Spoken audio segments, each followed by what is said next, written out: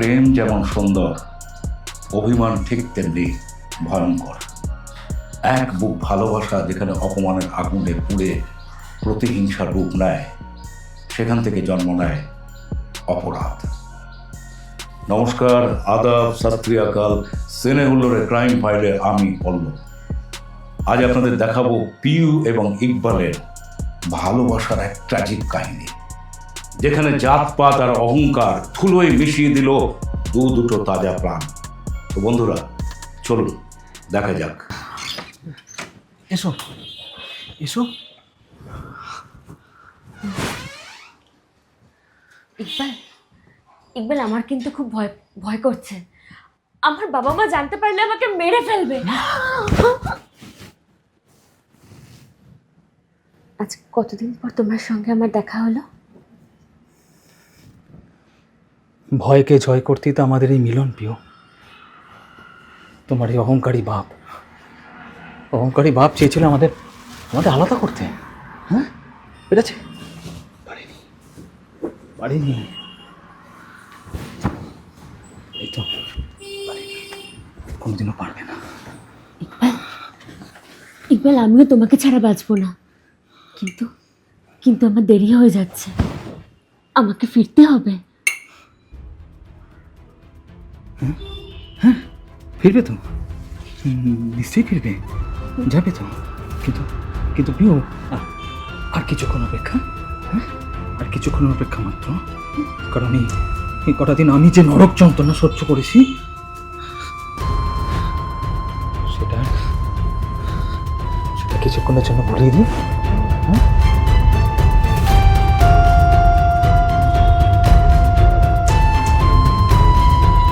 তাই তো। দেখেছো, নরক যন্ত্রণা থেকে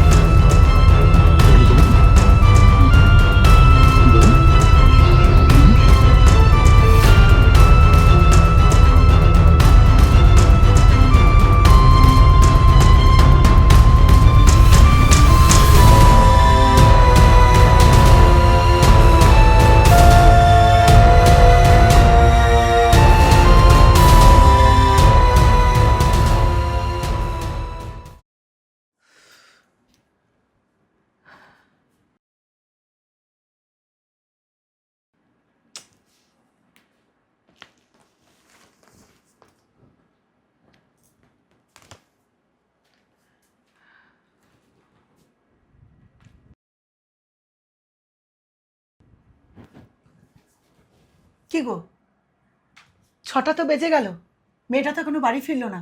একটা ফোন করো না। ওরে বাবা, দেখো তো বন্ধুদের সঙ্গে আড্ডা মারছে। আরে ফোন করো না একটা, তোমার ফোন করতে অসুবিধা কোথায়? বড্ড ঝামেলা করো সত্যি। করো, ফোন করো। এত টেনশন করলে হয়? কেন যে এখনো ফিরছে না বুঝতে পারলাম না। দেখো তো। না, পাচ্ছি না তো। দাঁড়াও দাঁড়াও, আমি একবার টিচারকে ফোন করে দেখি তো।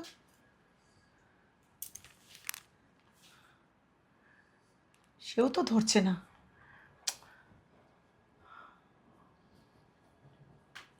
পাচ্ছ না? না তো। কি ব্যাপারটা হলো বলো তো? আমিও বুঝতে পারছি না।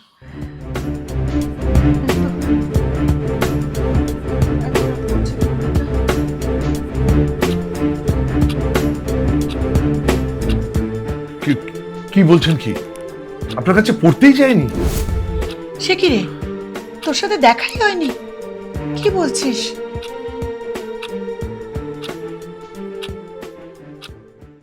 কি গো, 8টা তো বাজতে চললো, এখনো তো মেয়েটা ফিরলো না। সেই 4টের সময় পড়তে গেছে মেয়েটা আমার। ও তো কখনো এত এত রাত করে না। আমার খুব খুব ভয় করছে জানো তো। তুমি আরেকবার পিউকে ফোন করো না। আচ্ছা, ফোন করে কি হবে বলো তো? স্যারকে ফোন করলাম, স্যার বললো পড়তে যায়নি। তুমি ওর বন্ধু রিয়াকে ফোন করলে, সে বললো দেখা হয়নি। কি রে? আচ্ছা, তুমি সারাদিন বাড়িতে কি করো বলো তো? একটু মেয়েটার দেখভাল করতে পারো না? সব দায় আমার, সব দায় আমার। তুমি আরেকবার ফোন করো। এক কাজ করো না, তুমি থানায় একবার ফোন করো। থানায়?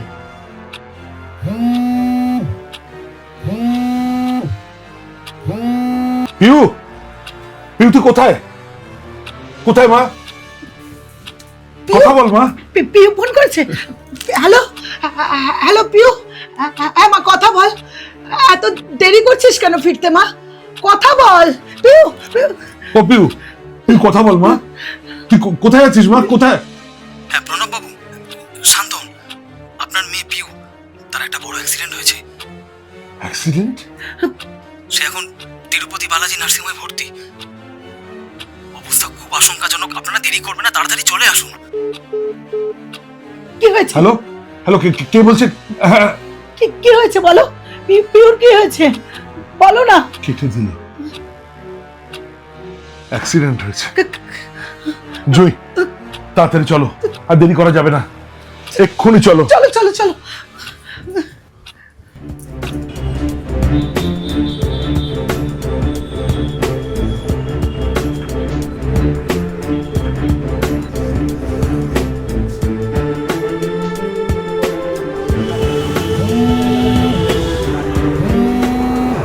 হ্যালো হ্যালো, তুমি কে বলো তো? আমাদের সাথে এত নোংরামি করছো? কই আমার মেয়ে পিউ তো হসপিটালে নেই। শান্ত হন প্রণব বাবু, আপনার মেয়ে এখন একদম সুস্থ। ও বাড়ি পৌঁছে গেছে। যান, গিয়ে দেখুন আপনার আদরের মেয়ে ড্রয়িং রুমে বসে আছে, আপনার জন্য অপেক্ষা করছে। যান। কি? বাড়িতে আছে? বাড়িতে? বলছে বাড়িতে আছে। তাহলে চলো চলো চলো চলো চলো। বাড়িতে চলো। পিউ পিউ পিউ পিউ পিউ পিউ পিউ।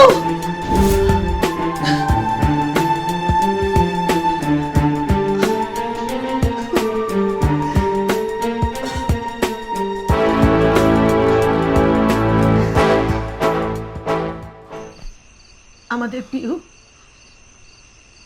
পিউ কখনো তো এরকম করে না গো। এখনো কেন ফিরল না মেয়েটা? কোথায় গেল? আমি আচ্ছা, ওই লোকটা কে বলো তো? বারবার আমাদের ফোন করছে কেন? আমাদের जिस খেলাচ্ছে नंबर লোকটা। से आप संपर्क करना चाहते हैं वह अभी स्विच Switched ऑफ off। है। জুই, আমার কিন্তু ভালো লাগছে না। মনে হচ্ছে আমাদের মেয়ে পিউকে কেউ কিডন্যাপ করেছে। কি বলছো? থানায় যেতে হবে। চলো চলো চলো চলো চলো থানায় চলো। চলো। স্যার স্যার, ও আমার মেয়েটাকে শেষ করে দেবে স্যার। লোকটা না বারবার ফোন করে স্যার, আমাদের ভীষণ হেনস্থা করছে স্যার। স্যার আমার মেয়ের নাম্বারটা নিন স্যার। এই যে স্যার আমার মেয়ের নাম্বারটা দেখুন স্যার। এই নাম্বারটা আমি ইমিডিয়েট সাইবার সেলে পাঠাচ্ছি। কার নামে রেজিস্টার্ড আর লাস্ট লোকেশনটা কোথায় আমি এক্ষুনি বার করার চেষ্টা করছি। স্যার আমার মেয়েটাকে ফিরিয়ে দিন স্যার, ফিরিয়ে দিন। আমরা ওর বিয়ের জন্য একটু শক্ত হয়েছিলাম ঠিকই, কিন্তু তাই বলে এরকম শাস্তি দেবে আমাদের? প্রণববাবু, আপনার কি কোনো শত্রু আছে বা আপনার মেয়ের কোনো রিলেশনশিপ, মানে যেটাতে আপনাদের দুজনের আপত্তি ছিল? স্যার মানে ইকবাল বলে একটা মুসলিম ছেলের সঙ্গে ওর কিছুদিন একটা সম্পর্ক হয়েছিল। আমি ওকে শাসন করেছিলাম, অবশ্য কমাস হলো ওদের যোগাযোগ আর ছিল না স্যার।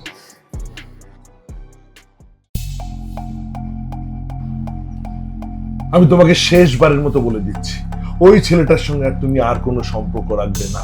বাবা বাবা, ইকবাল খুব ভালো ছেলে, আমরা দুজন খুব ভালো বন্ধু। চুপ! আমি যখন বলছি তখন কিছুতেই আর সম্পর্ক রাখা চলবে না। আচ্ছা, ওকে এত বকাবকি কেন করছো বলো তো? একটু বুঝিয়ে বললে ও সব বুঝবে। বুঝিয়ে বলার মতো মেয়ে তোমার মেয়ে নয়। ওই ছেলেটা না ওর মাথাটা চিবিয়ে চিবিয়ে খাচ্ছে। কেউ চিবিয়ে খায়নি, তুমি তোমার পুরনো ধ্যান ধারণা নিয়েই পড়ে আছো। বাবা, আমি কিন্তু বলে দিলাম, ওই ছেলেটার সঙ্গে কোনো সম্পর্ক রাখা যাবে না, নইলে তোমার কলেজে যাওয়া পড়াশোনা আমি সব বন্ধ করে দেবো, সব।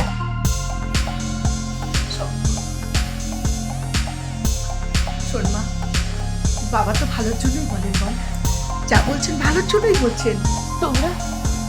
তোমরা বাবা মায়েরা কোনোদিন ছেলে মেয়ের মনটা বুঝতে চাও না মা, কোনোদিন বুঝতে চাও না। প্রণববাবু, ছাই চাপা দিলে আগুন নেবে না, ভেতরে ভেতরে তা আরো বেশি ছড়ায়। স্যার স্যার ফোন এসছে স্যার। ফোনটা ধরুন।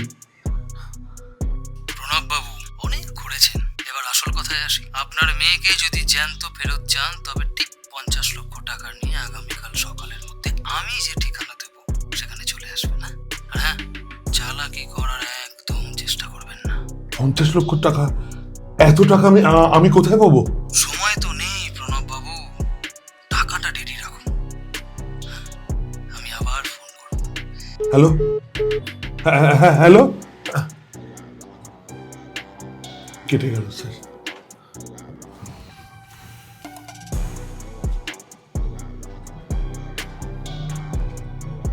হ্যালো, হ্যাঁ লোকেশনটা পেয়ে গেছেন? Green park flat number 4B। ওকে, আপনারা বসুন, আপনাদের মেয়েকে আমি এক্ষুনি নিয়ে আসছি। স্যার স্যার স্যার আমরাও যাবো আপনার সাথে। যাবো। আমাদের নিয়ে চলুন স্যার, নিয়ে চলুন। ওকে চলুন। চলো চলো তাড়াতাড়ি চলুন।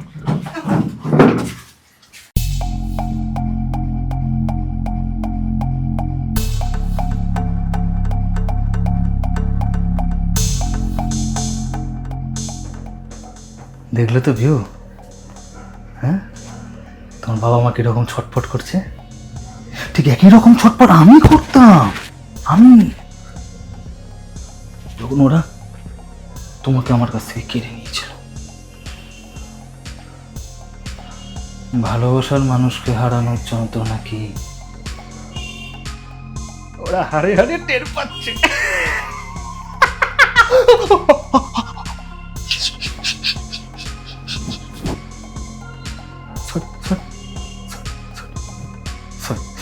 সরি ভুল হয়ে গেছে। তুমি ঘুমাও ঘুমাও ঘুমাও ঘুমাও, আর ডিস্টার্ব করবো না, ঘুমাও।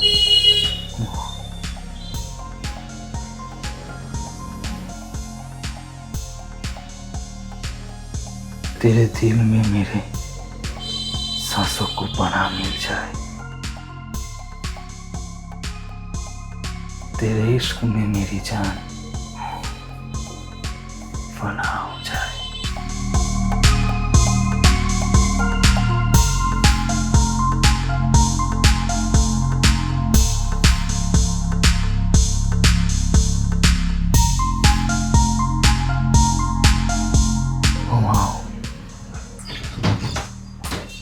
হ্যান্ডসাম ইকবাল, তোমার খেলা শেষ। সত্যিটা বলো ইকবাল, কেন খুন করলে মেয়েটাকে? ঠান্ডা মাথায় প্ল্যান করে খুন করেছো, তাই না? না স্যার, পিউকে আমি আমার জীবনের থেকে বেশি ভালোবাসতাম, তাই ওর বাবা মা যখন আমার থেকে ওকে কেড়ে নিল তখন আমার সাথে দেখা করেই বন্ধ করে দিল। আর এটাকে আমি সহ্য করতে পারছিলাম না, তাই তো ওকে আজকে কিছুক্ষণের জন্য আমার কাছে ডেকেছিলাম। পড়ার নাম করে আমার ফ্ল্যাটে এসেছিল। তারপর তারপর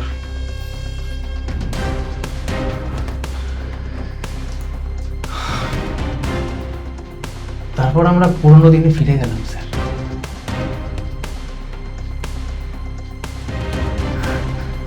অনেক অনেক কথা হলো,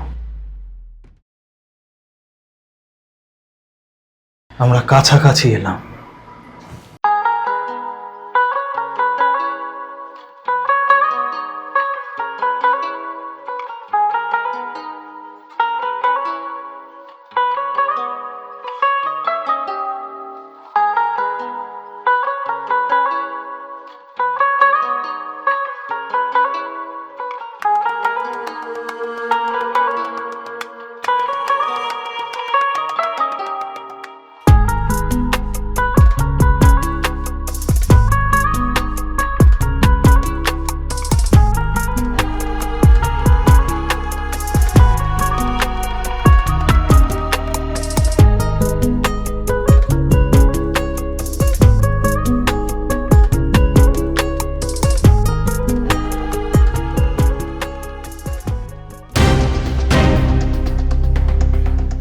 কিন্তু আমার মাথায় তখন জেদটা চেপে গেছিল।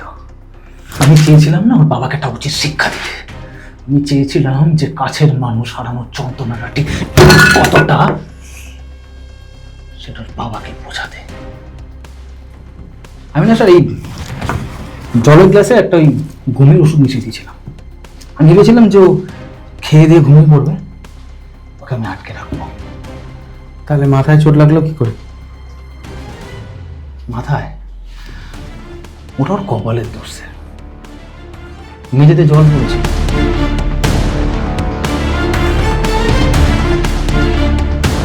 পিউ! পিউ! পিউ! পিউ! কি হয়েছে? হ্যাঁ? পা স্লিপ করলো আর ওই আমার ঘরে টেবিলটা ছিল, টেবিলটায় কোনাটা মাথাটা লেগে মাথাটা ফেটে গেল স্যার। নিমিষের মধ্যে সব কিছু কেমন শেষ হয়ে গেল স্যার। আমি ওকে বাঁচার অনেক চেষ্টা করেছিলাম, বিশ্বাস করুন স্যার, অনেক চেষ্টা করেছিলাম। আমি ভেবেছিলাম যে হয়তো বেঁচে যাবে, কিন্তু পারলাম না। আর সেই সময় না আমার মাথা একদম কাজ করেনি, একদম কাজ করছে না। কি করবো কিচ্ছু বুঝতে পারিনি, কিচ্ছু বুঝতে পারিনি। মাথা কাজ করছিল না, পিউয়ের মৃতদেহের পাশে বসে তার বাবা মাকে হসপিটাল বাড়ি সব জায়গায় ছুটিয়ে মারলে, হ্যাঁ? উপরন্তু 50 লাখ টাকা মুক্তিপণ চাইলে। হ্যাঁ চেয়েছি, এবং আমি যা করেছি বেশ করেছি। আমি যখন দেখলাম ও তো বেঁচে নেই, ও খোদার কাছে চলে গেছে, ও মরে গেছে, তখন আমার ভেতরে মানুষটা মরে গেল স্যার। যখন ওর বাবা মা না মেয়েকে খুঁজছিল, হাসপাতাল যাচ্ছিল, কাঁদছিল, টাকা জোগাড় করছিল, তখন আমার মনটা খুব শান্ত হচ্ছিল স্যার, শান্ত হচ্ছিল। আমি অনেক বোঝাতে চেয়েছিলাম যে সন্তান হারানোর যন্ত্রণাটা ঠিক কতটা,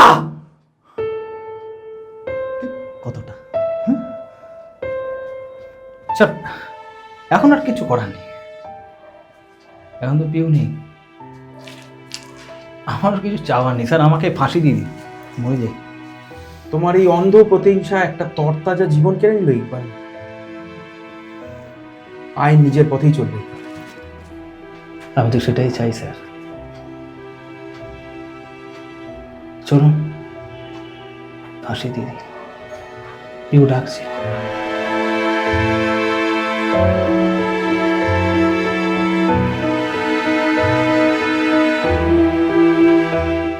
ইকবালের হয়তো যাবজ্জীবন কারাদণ্ড হবে, কিন্তু পিউ তো কোনোদিন ফিরে আসবে না। জাত পাত ধর্ম আর সামাজিক মর্যাদার যে দেওয়াল প্রণববাবু তুলেছিলেন, তারই পরিণতি এই মর্মান্তিক দুর্ঘটনা। ওদিকে ইকবালের ভালোবাসার অভিমান এত ভয়ঙ্কর রূপ নিল যে সে প্রতিহিংসা পরায়ণ হলো, আর সেও একজন অপরাধী হয়ে উঠল। সমাজ এবং আইনের বিচারে আজ সবাই পরাজিত, জয়ী হলো কেবল মৃত্যু। ভালো থাকবেন, সতর্ক থাকবেন, একে অপরের পাশে থাকবেন, আর দেখতে থাকবেন ক্রাইম ফাইল শুধুমাত্র সিনে হুল্লোড়ে। টিল দেন, জয় হিন্দ।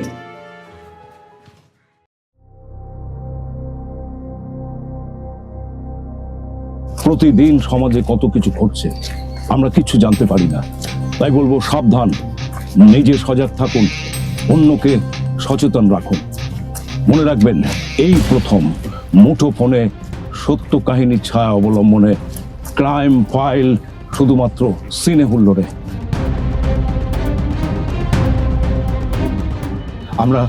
আমরা সেই সত্য ঘটনাটা আপনাদের চোখের সামনে তুলে ধরবো, কি করা উচিত আর কি করা উচিত নয়।